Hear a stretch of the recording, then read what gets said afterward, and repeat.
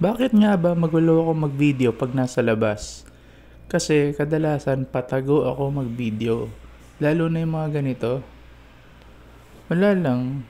Kasi hindi ko lang masyado na-upload pero may mga video ako tungkol sa mga pagkain. Yun, talagang kadalasan patago. Para malaman ng tao na patas yung mga trato nila. Pag may nakaharap na camera o wala. Karon din dito sa laruan. No special treatment, walang patago o naka-reserve. Hindi rin naman ako tumatawag sa Viber nila, di rin ako nag-inquire sa Facebook. Talagang hinahunt ko talaga. Kaya patas lang to. Kung ano nakita ko, saka lang ako magde-decide kung bibilin ko ba o hindi. Kaya ganito yung video ko sa labas. Thank you for watching. Please like or follow.